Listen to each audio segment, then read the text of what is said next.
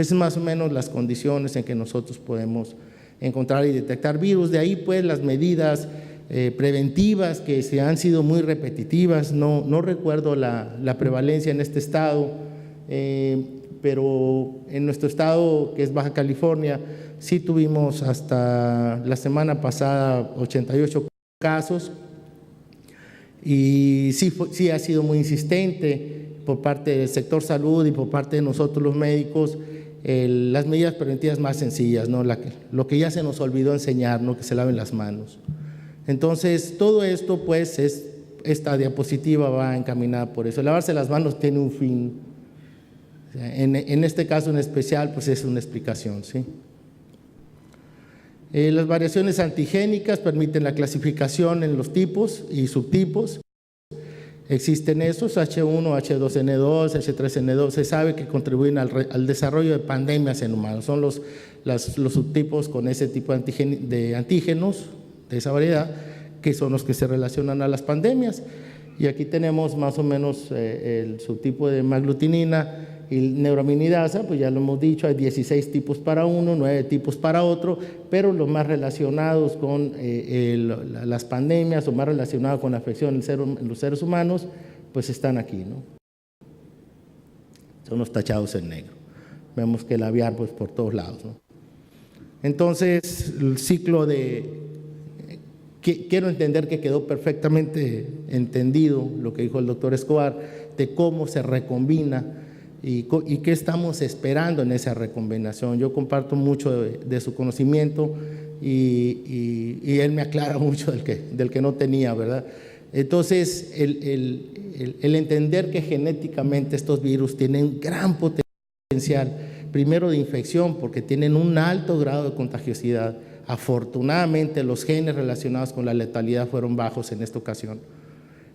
No se recombinaron probablemente, bueno, no se recombinaron, ¿sí? Sin embargo, la contagiosidad es muy alta, pero no sabemos su gran capacidad de mutación o de recombinación intraviral, interviral, que eso es lo que probablemente va a sacar nuevas cepas, y es el temor. Y sobre todo en países como Oriente, entre la convivencia, donde las zoonosis son muy frecuentes y la convivencia del ser humano con los animales, con las aves de corral o los animales de corral, pues es la costumbre, vamos a decir, y obviamente con condiciones higiénicas muy pobres. Ahí es donde posiblemente nazcan nuevos virus, muten, cambien, se recombinen y se generen virus mucho más graves. De ahí pues la clasificación de la pandemia.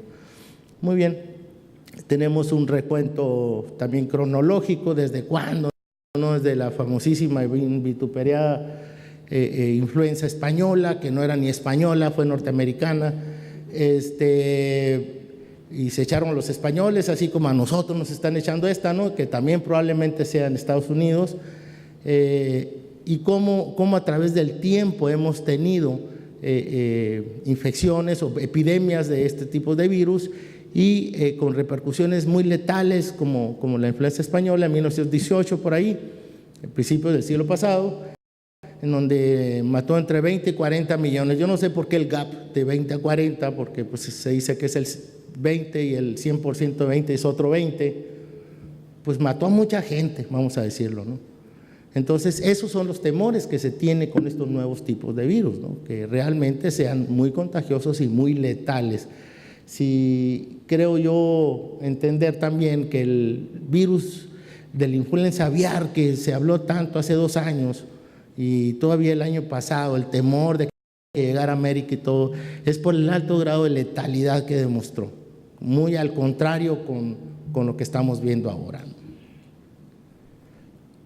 Muy bien, esto ya está repasado. Esos son los diferentes genes que se identifican, que son la H-alemmaglutinina, es una proteína M, que es ahí una proteína M que juega en el cambio del RNA cuando se abre el endosoma, por la acidificación también que hablaba el doctor Escobar, que también tiene un grado de antigenicidad.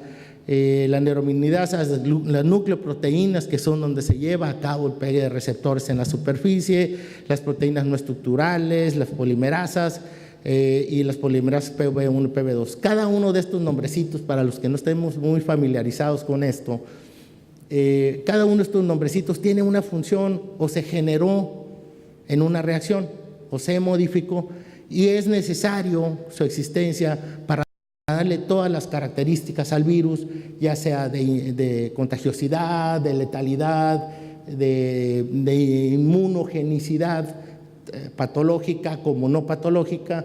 Entonces todos estos juegan, ¿no? Juegan dentro del proceso de infección viral, ¿no? ¿Cuáles son los grupos de riesgo, por ejemplo, para H1N1?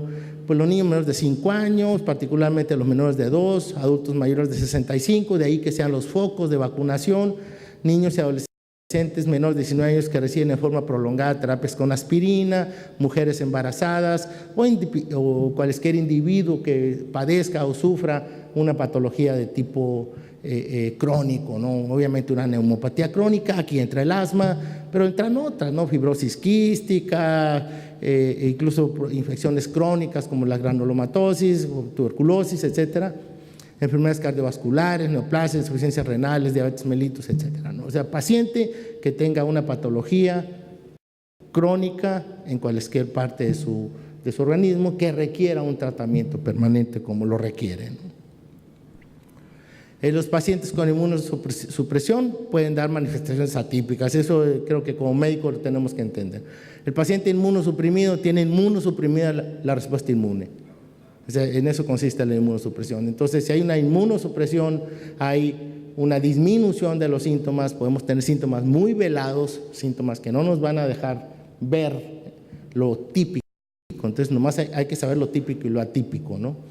¿Cuáles son las complicaciones ya descritas? Pues la neumonía grave, un alto índice. Le he platicado ahorita al profesor Solorio que en el New England del día 29 que acaba de salir, es el último artículo, ya viene el artículo de neumopatía provocada por este virus en la Ciudad de México. Ya sale el reporte, eso es muy nuevo. Lo revisé, pues, lo estuve tratando de revisar anoche, pero en la BlackBerry se ve de este tamaño y mis lentes se tienen que ser de este tamaño, entonces no lo pude muy bien ver, pero ya es un reporte nacional nuestro y pues yo creo que va a estar muy interesante tenerlo, revisarlo y analizarlo, ¿no? Porque creo que México es un caso atípico con relación a complicaciones.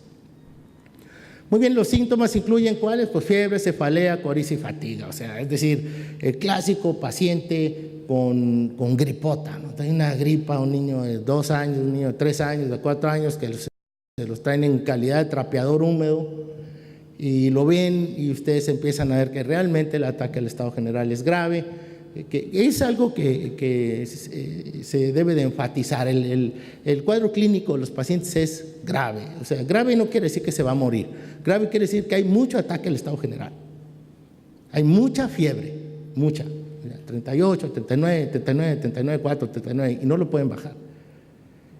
¿Puede haber tos? Sí, puede haber tos. Normalmente yo no vi mucha tos, pero sí vimos mucha rinorrea, por ejemplo. Entonces, es lo que vimos allá, ¿no? Hay un gran ataque al estado general, o sea, hay un cuadro de influenza. Hay que saber distinguir el resfriado común de la influenza. La influenza es un cuadro más severo. Pueden ser también inespecíficos, letargia, pues, caen todos ponchadotes, este es en bebés. En bebés es un poquito más complicado hacer el diagnóstico porque es más inespecífico todavía que en los niños más grandes y aparte pues no lo manifiestan, pero también hay un ataque al estado general muy severo, pues tenemos problemas respiratorios, acuérdense que el niño por per se entre más pequeño más polimnéico, que eso es fisiológicamente normal, entonces tenemos que tener mucho cuidado para el abordaje de clínico del paciente para establecer el diagnóstico.